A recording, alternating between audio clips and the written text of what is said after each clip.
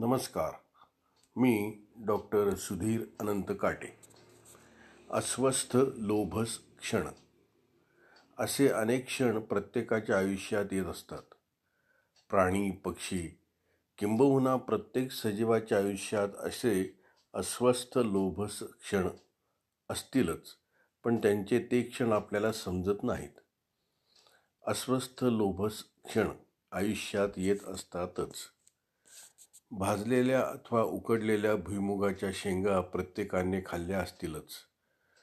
तोंड खवळणारं असं ते खाद्य, खाणं थांबवूच नये असं वाटणारं. ती खमंग खरपूस दाण्याची चव मन मोहून टाकते.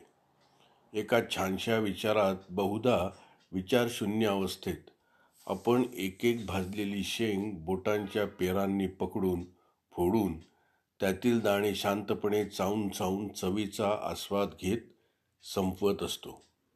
अचानक शेवटच्या शेंगेतल्या 3 दाण्यांपैकी एक दाणा बोटातून निसटून खाली पडतो. आधी भरपूर भाजलेले दाणे खाल्लेले असले तरी माणसाचं मन त्या पडलेल्या हरवलेल्या दाण्यात अडकून राहतं. व्यक्ती तो दाणा शोधण्याचा प्रयत्न करते आणि सापडला तर अत्यानंदाने त्याला कसा तरी पुसून सरळ तोंडात टाकते. पण जर सापडला नाही तर त्याची खंत बराच वेळ त्याच्या मनाला टोचत राहते. दाणा सापडेपर्यंत अस्वस्थ, सुखद अस्वस्थता असते आणि असे क्षण म्हणजे अस्वस्थ लोभस क्षण. चहात बुडवलेले बिस्किट ओलं होऊन चहात न पडता पटकन तोंडात कसं जाईल याची कसरत तर प्रत्येकाने अनुभवली असणारच. प्रत्येकाचा तो अंदाज ठरलेला असतो. किती वेळात बिस्किट भिजणार, कितपत भिजणार आणि कधी बाहेर काढून तोंडात टाकायचं याचे आडाखे गणित ठरलेले असते. पण अचानक, हाय रे दैवा, लक्ष विचलित होतं आणि कितीही ठरवलं तरी बिस्किट चहात पडून जातं. बिस्किट चहात पडू नये यासाठी केलेला सुखद प्रयत्न, ती वेळ, ते क्षण असेच लोभस अस्वस्थ क्षण असतात. काहीतरी मनपसंत आवडती खरेदी केली की ती वस्तू काही दिवसांनी घरात येणार असते. ते सारेच अस्वस्थ लोभस क्षण. ही अशी थोडी उदाहरणं. तुमच्याही मनात असे अस्वस्थ लोभसवाणे क्षण, त्यांचे अनुभव आले असतीलच.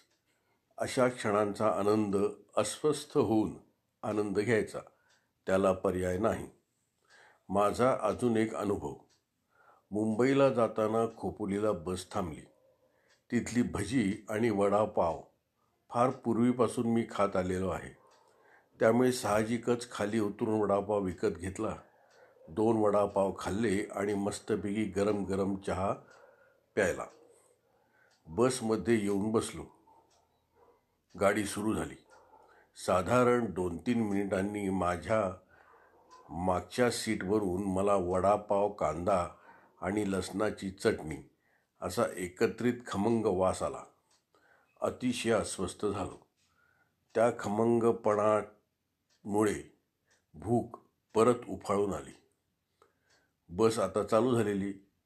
परत उतरून गरम गरम वडापाव, कांदा, लसणाची चटणी आणि मिरची असं मिश्रण मला मिळणार नव्हतं. कशी तरी पुढचा स्टॉप येईपर्यंत ती वेळ मी मारून नेली आणि ताबडतोब पुढे जिथे बस थांबली तिथे खाली उतरून आधी वडापाव, कांदा, चटणी आणि मिरची हे कॉम्बिनेशन घेतलं. पटकन खाऊनही टाकलं. तेव्हा कुठे मनाला स्वस्थता मिळाली. अस्वस्थ लोभस वाण्या क्षणांमुळे मी पुरता बेजार झालो होतो. तुमच्याही तोंडाला पाणी सुटलं ना? जा, आधी वडापाव, कांदा, लसणाची चटणी आणि तळलेली खारट मिरची खाऊन या. नाहीतर अस्वस्थ लोभसवाणे क्षण सतावत राहतील उद्यापर्यंत. चारोळी.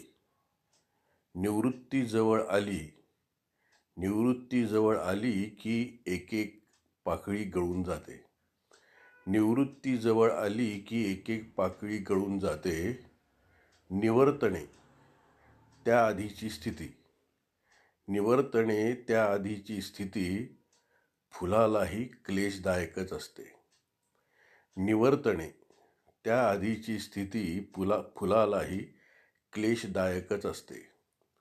निवृत्ती जवळ आली की एक एक पाकळी गळून जाते. निवर्तणे त्याआधीची स्थिती फुलालाही क्लेशदायकच असते. झाडे वाचवा, झाडे जगवा. प्राजक्त. धन्यवाद.